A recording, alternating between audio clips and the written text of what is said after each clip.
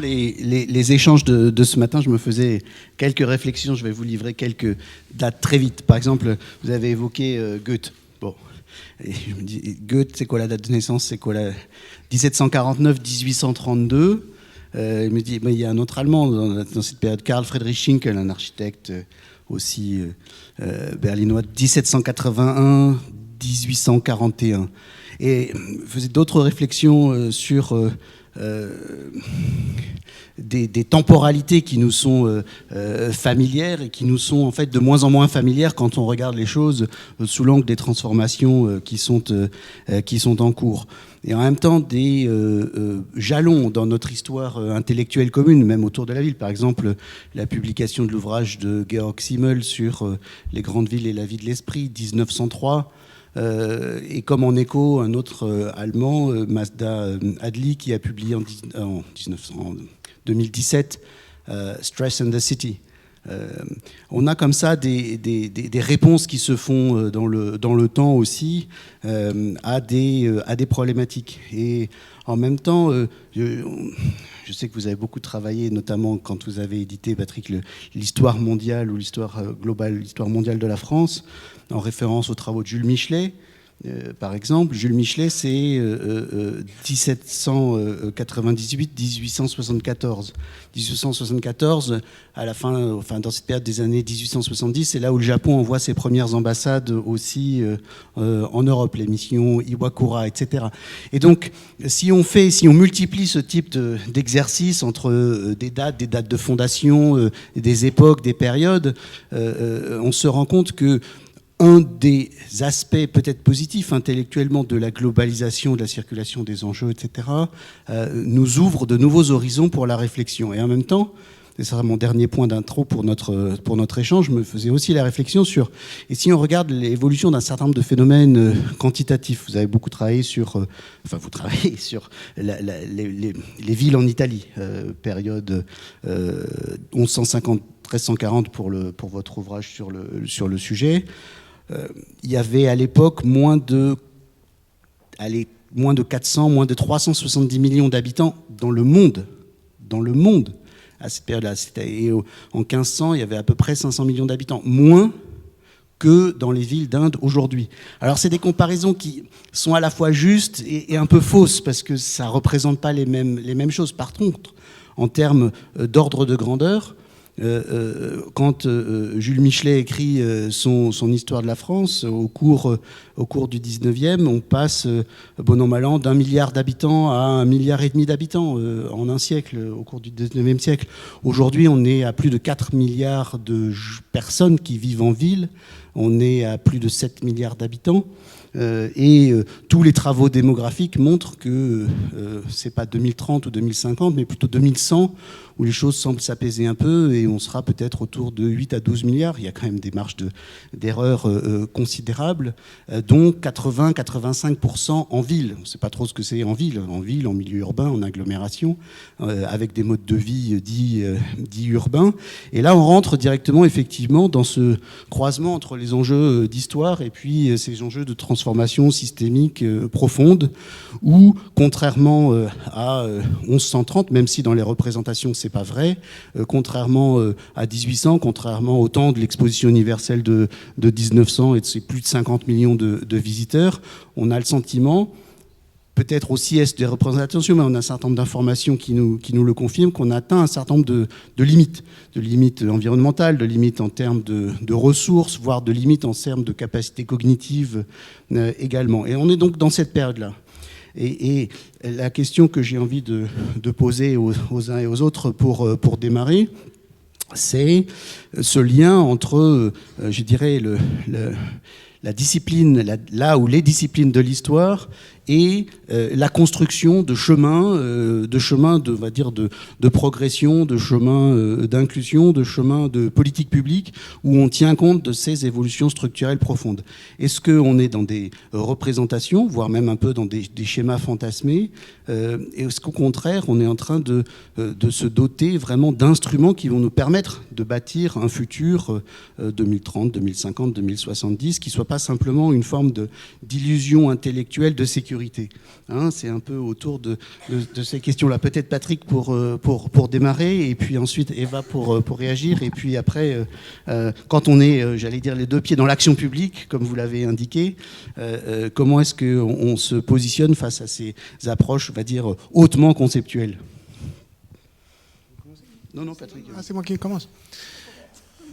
Oui, effectivement, je ne voudrais pas que ce que j'ai pu dire tout à l'heure donne l'impression de vouloir accuser l'écart, de creuser la différence entre l'action publique et, je dirais, la réflexion scientifique. C'est vrai que les historiennes et les historiens aujourd'hui se sont éloignés de l'oreille des décideurs. Certains s'en plaignent et veulent retrouver le chemin. Je pense notamment à ce manifeste que David Armitage, un des grands pontes de l'histoire globale aux États-Unis, a fait paraître pour justement se plaindre, en somme, que l'histoire ne soit plus une discipline qui parle d'avenir et qui parle, à force de dire qu'on n'est pas des futurologues, on a pu se séparer en fait de l'action.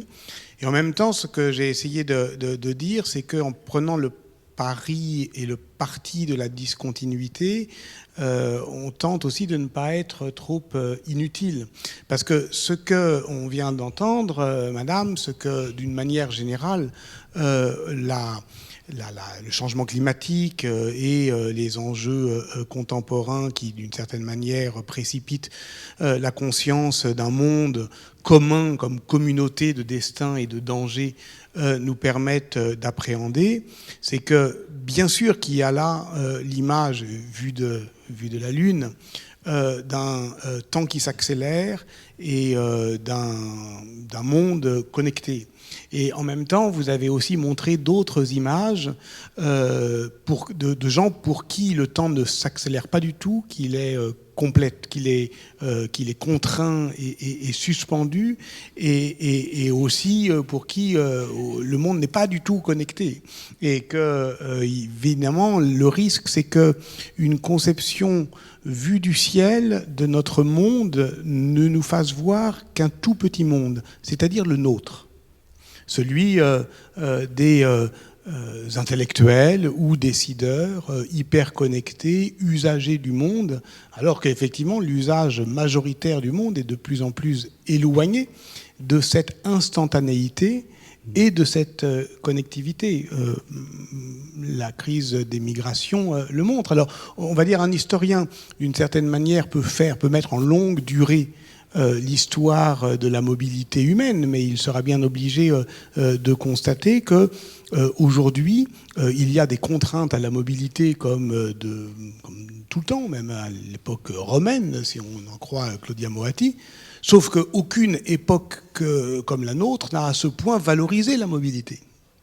Et donc là, il y a une contradiction qui est hurlante. Donc ce monde en archipel qui est envisagé ici, il nous est rassurant parce qu'au fond, il nous permet d'aller saisir au loin des ressemblances à distance, mais c'est l'ensemble du territoire qu'on doit aussi appréhender. Et ça, c'est une discussion qu'on a aussi avec la mairie de Paris, avec d'autres, c'est-à-dire, bien sûr, qu'on a la possibilité et l'envie de lancer au loin justement une pensée en archipel qui viendrait finalement se dire finalement Paris a tellement à dire et à faire avec d'autres villes, d'autres grandes villes connectées, etc. Et ça serait au fond et durable, et ça serait au fond jeter sur le monde un filet d'interconnaissance qui créerait les conditions d'un recul de l'unité territoriale. Ça, c'est un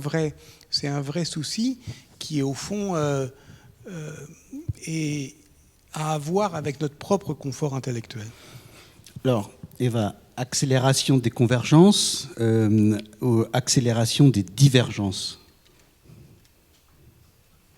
Acceleration of the convergence, or are we witnessing acceleration of diverging pathways into the future? Well, as I see it,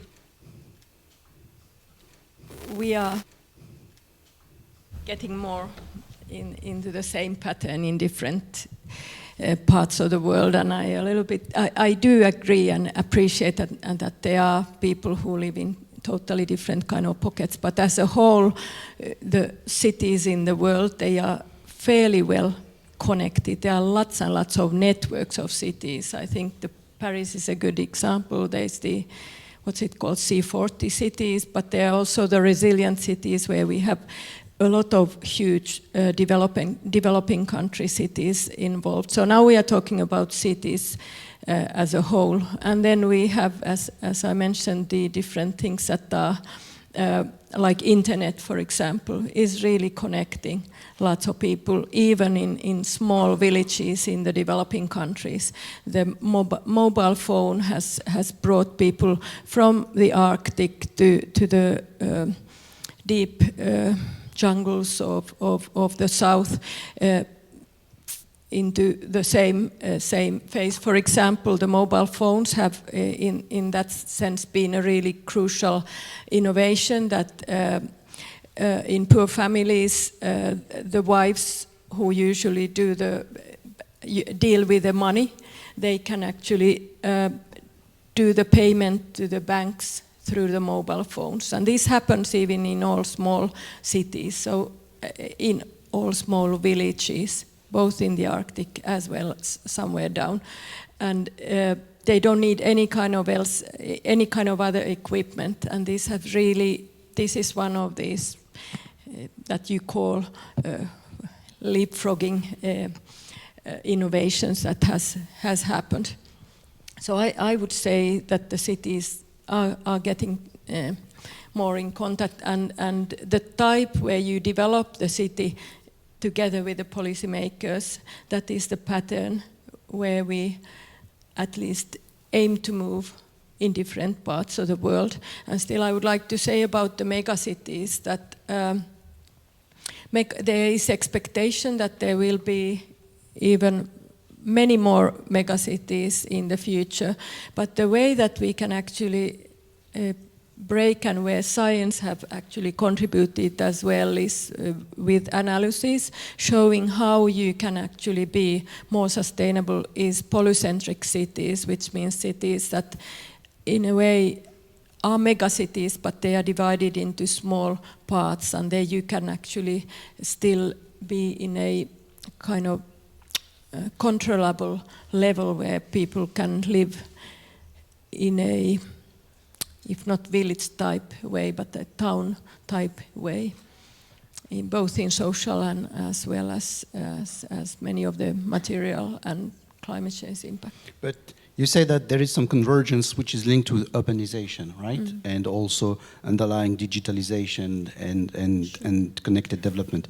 But on the other hand, you also show in your report and the conclusions that we live with the science that is being built in a limited number of places, but which is also affecting our understanding of the whole world. So I think what Patrick Bouchon says, that when there is like maybe this illusion of convergence, and there is also this anthropologue Philippe Descola who is working on that. I mean, how do you analyze this like apparent convergence of ways of life and circulation of information in cities, megacities, and other cities, and the fact that there is so much inequality about how science is being built, and hence our understanding also of the world? Well, this is a long path, and that's what sustainable development is, that we have to gradually build in, and the developed countries should not in a way write the history of the developing countries, and they should really, so it's a long path, but that's where it's should be going. It's one of the transformations. I mentioned the sixth transformation. I think the seventh transformation really is the transformation in research, and that includes the sharing of universal understanding of science and the ability to do that globally.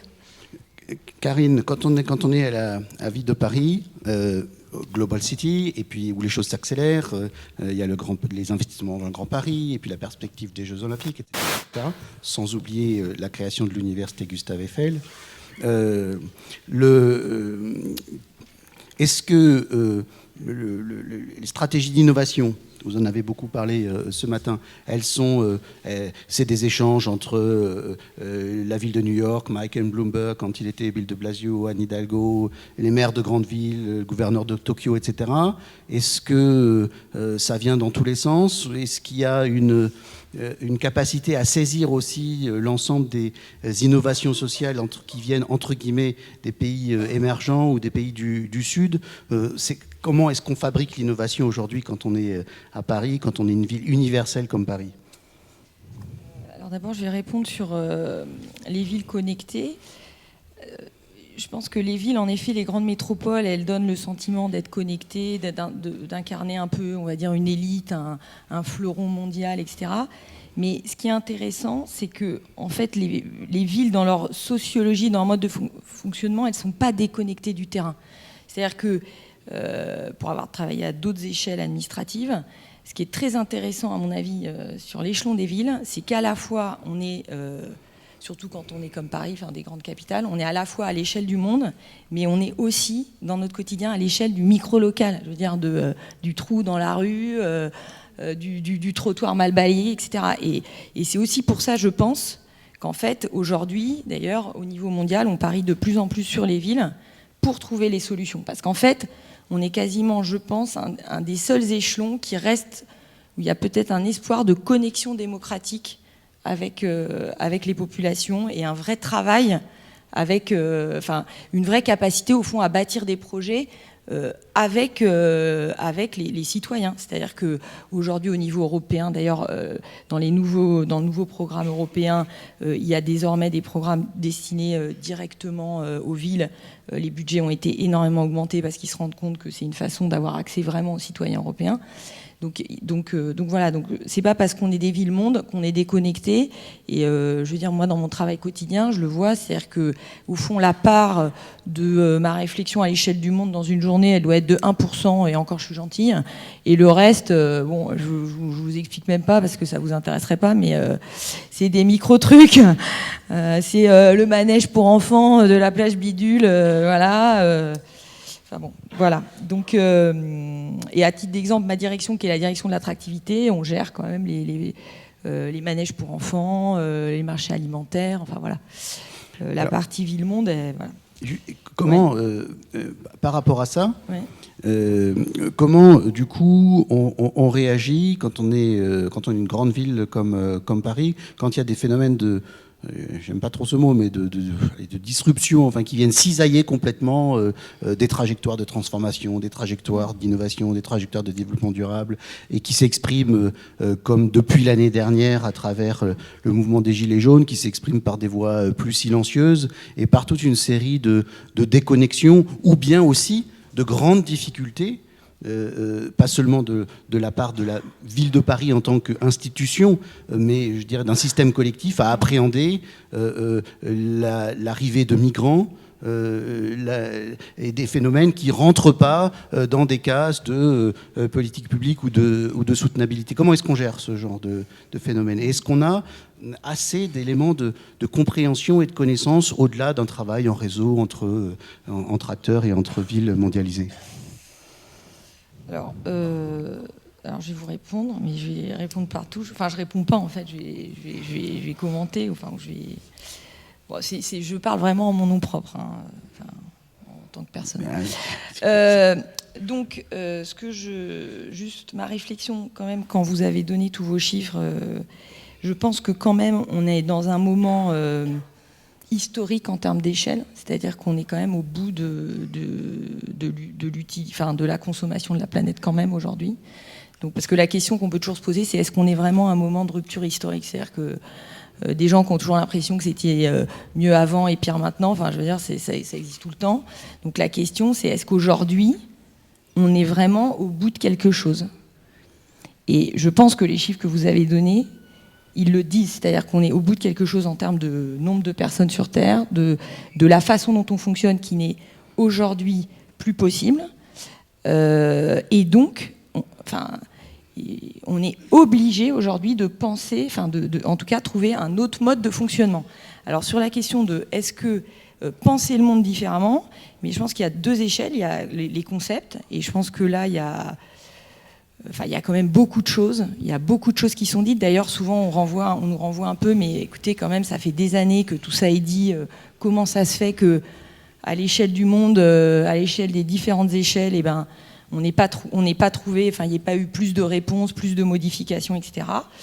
Donc, je dirais qu'il y a quand même aujourd'hui énormément de savoir. Peut-être ce qui manque, en effet, c'est leur diffusion et de toucher à la fois les citoyens et les décideurs, parce qu'en fait, au fond, il y a une interaction. C'est-à-dire qu'on voit bien que même si les décideurs sont éclairés, si les citoyens n'y croient pas, ça ne va pas marcher. Et j'ai envie de dire, et vice-versa. Donc, je ne sais plus où j'en suis là. Non, mais je veux juste rebondir là-dessus précisément, sur cette notion de rupture historique ou de rupture épistémologique ou de transition. Patrick Boucheron, avec une vision de longue durée, voire de très longue durée, quand on est au XIIe siècle européen ou italien, on était dans un moment de soulèvement démographique. On a vu s'agréger autour des unités urbaines de nouvelles fonctions de solidarité. Et puis les villes ont commencé à grandir, etc. Et puis on avait l'impression à de nombreuses reprises, c'était un peu la fin du monde ou c'était la fin des temps. Et puis en Europe, on a eu ça aussi pendant la guerre de 30 ans, etc., etc. Est-ce qu'aujourd'hui, ce travail de lecture historique en profondeur permet de prendre un peu de distance par rapport à cette idée de transformation ou de rupture historique, ou est-ce qu'on est effectivement dans un moment complexe, mais où on est bien face à un certain nombre de ruptures dont on ne mesure pas forcément toutes les conséquences? Oui, je crois. Je pense que de toute façon, si on est historien, c'est pour essayer de mesurer en quoi aujourd'hui diffère d'hier et avec quelle intensité, quelle gravité et quelle rapidité. Il ne faut pas systématiquement attendre des historiens qu'ils calment nos angoisses et qui disent « non mais vous inquiétez pas, on a déjà vécu ça, on s'en est sorti ». C'est vrai que l'histoire est une collection finie de problèmes politiques. Il n'y a pas 36 problèmes politiques qui peuvent se poser et malheureusement pas non plus d'issue de manière infinie. La gamme, elle est saturée. Maintenant, de toute façon, on peut le dire sur tous les tons, et le vôtre est tout à fait, Madame, éloquent. Nous n'avons plus la terre disponible pour vivre la vie que nous vivons. Donc de toute façon, il va falloir atterrir au sens de Bruno Latour. Et où atterrir? C'est-à-dire au fond, où se situer et où situer l'échelon d'intelligibilité et de décision politique pour desserrer en fait la tenaille entre, disons, une vision que j'ai appelée archipélagique, cosmopolitique, vague, d'un monde hors sol et disons, l'enracinement. Moi, je ne me résous pas politiquement à un monde où on aurait à choisir entre être hors sol et être enraciné. Et d'ailleurs, on pourrait discuter. Je ne suis pas sûr, effectivement, que ça soit si efficace que ça de dire il y a les winners, il y a les losers, et les losers, c'est les gilets jaunes, on va s'occuper d'eux. Soit on va leur taper dessus, soit on va s'occuper d'eux. Mais dans tous les cas, on va considérer qu'ils sont du côté de la lose. Moi, je ne crois pas à ça. Je pense que de toute façon, ce qu'il faut, c'est quand même construire un espace commun et trouver effectivement où atterrir. Et où atterrir, là, je suis d'accord avec vous, tout le monde comprend que la ville, y compris dans sa forme politique, une forme politique héritée, voilà, la commune, permet en fait un circuit de décision court qui suscite moins de défiance vis-à-vis des citoyens quand même. On ne peut pas dire que c'est quand même l'échelon politique qui construit moins de défiance, je ne peux pas le dire autrement, et où des savoirs peuvent être plus directement efficaces. Eva, any comment? Yes, I would just like to also agree that actually it is a city that is the common platform and that everyone who is there is part of developing it and belonging there. I think there are two issues that are really crucial and that makes it difficult. It's of course this winners issue that I already mentioned. those are the ones that don't believe in climate change and so forth. So it's strange that there is connection. Who is not believing in climate change, and they are really believing in the science and says science. There are scientists who show that it's not true. But there are two issues that we really mentally should, in a way, transform. And one is the issue that we are not, it's not a question of giving up, it's about changing. The young ones, really young ones, don't really have problems with those issues that we feel that we are giving up. They only change, they only start from that. So they think that that is the norm, what we think it's something absurd and something that is much worse than before. And the other is this, what do we gain from this change? We always talk about what we lose, but actually why don't we really speak what we gain? And this question, for example, peace, if you ask people, rank different things, what are important to them? Peace, whether it's at home or whether it's globally or in Paris, that is quite highly ranked by people.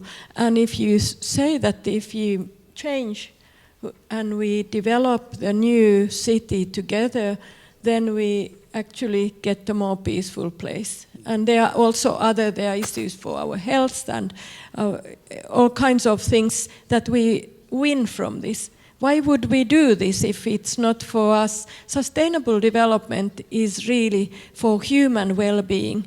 It's not for the planet, if we take the political agenda. It's for us people. And from that, I would build it on the fact that we are trying to move to something better to all of us. Thanks. Alors, je crois qu'on avait un certain nombre de questions. On va les afficher. Normalement, on peut les voir. On a 2 questions, c'est ça? Ok. Bon, on va prendre ces questions et comme ça, on ira vers la fin de notre échange. Sinon, on va décaler l'ensemble. So, don't you think cities have the duty to educate their citizens to a more sustainable lifestyle, especially by public meetings? Okay. And solutions to achieve sustainable society are political based on it, for instance, in order to reduce inequalities. Ok, so on a 2 questions.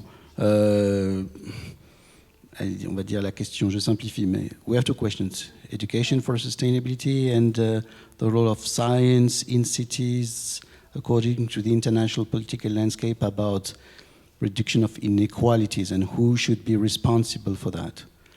Who wants to elaborate on either of those questions? I can take the second one. Okay, Eva. Okay. Okay, if I start quickly, this is the sustainable development, so the agenda that I just mentioned, so it's a political agenda. It would look very different if scientists would have written it. And the reason why it looks as it is today is that when it's political, it means that all countries were able to sign it.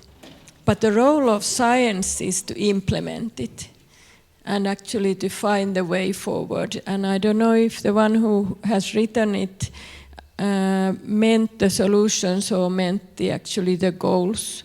Because in the solutions there you really need the science and the best science that is carried out. And however, the sustainability science, due to how the sustainable development is so embedded in the society, is a sustainability science that works together with the society. So then, if that is accepted by the one who wrote this, I don't know, but basically that's the point, that when we implement it, it's very important that it's evidence-based. And I think also what you raised about the issue now, I think what are the ways forward and what will bring something good to the society? You mentioned in the city that it's important, you make small decisions, and that is true, but when we need the scientific approach so that we are able to see in the big picture, are we going to the right direction? Thanks. So, thank you. I think that's very clear. Karine? Alors, sur le rôle des villes dans l'éducation, bon, il y a des sujets de compétences, mais nous, on essaye de le faire, on promeut la diffusion de la culture scientifique, et je pense qu'aussi les universités, et donc comme on est à une université, ont un rôle important aussi à jouer là-dedans, de s'ouvrir encore plus qu'elles ne le font au grand public. D'ailleurs, nous on essaye de le faire, mais... Au grand public ou aux villes Non, au grand public, c'est-à-dire aux gens qui habitent dans les villes, enfin aux habitants. Est-ce que les collectivités en tant qu'institutions peuvent être des catalyseurs justement? Oui, nous on essaye de travailler avec eux, mais c'est vrai que le savoir, il est quand même dans les universités, et par ailleurs elles ont des locaux. Enfin, je veux dire, on peut imaginer des choses. Vous n'en avez pas assez, mais vous en avez quand même. Et moi, j'ai travaillé aux États-Unis. J'ai habité pendant 3 ans à Boston, et c'est vrai qu'il y avait, j'ai trouvé, qu'il y avait, après c'est pas très scientifique comme sentiment, mais je veux dire qu'il y avait beaucoup plus d'ouverture, la possibilité d'avoir accès.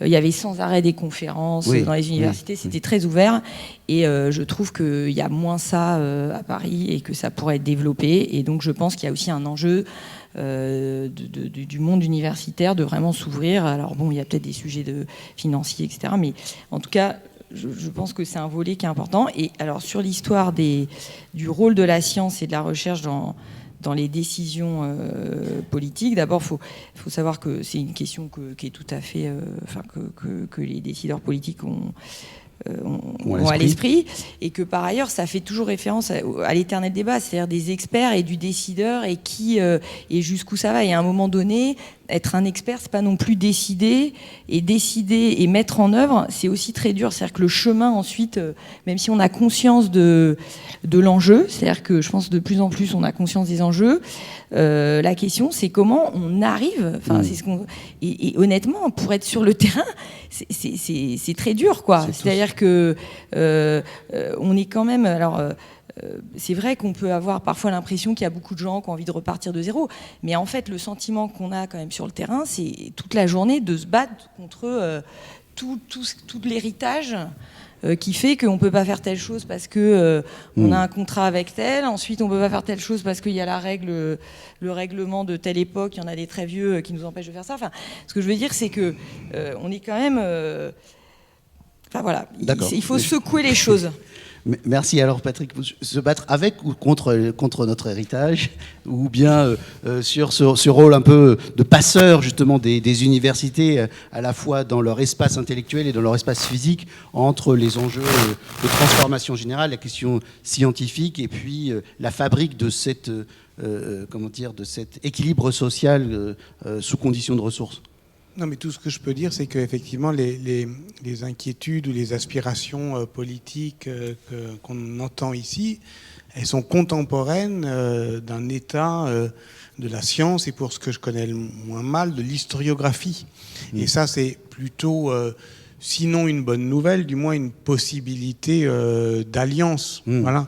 C'est-à-dire que nous vivons dans le même monde, y compris dans le même monde idéologique, puisque je vois que ce mot qui était un gros mot est en train d'une certaine manière de reprendre ses lettres de noblesse, ne serait-ce que dans le livre de Thomas Piketty, Capital et l'idéologie, qui explique ce que c'est que l'idéologie. Et d'ailleurs, si vous voulez prendre des nouvelles de l'historiographie, et en particulier de l'histoire globale, lisez ce livre, parce que c'est aussi un manifeste de la nouvelle façon, au fond, qu'ont les historiennes et les historiens de prendre la bonne distance avec leur objet, parce que ce dont on a parlé ici, c'est-à-dire finalement de réduire l'écart entre le global et le local, de ne pas se contenter d'une vision trop éthérée et vague des réalités, mais d'être au plus près,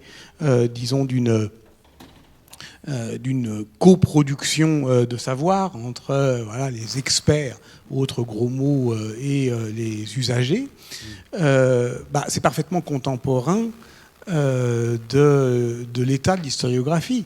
Ce que vous appelez l'histoire mondiale de la France, par exemple, ce n'est rien d'autre qu'un des très nombreux symptômes absolument ordinaires et pas du tout révolutionnaires de ce qu'est l'histoire aujourd'hui, c'est-à-dire une histoire qui ne choisit plus entre ces échelons d'analyse, et qui, de tout objet précis et circonstancié fait un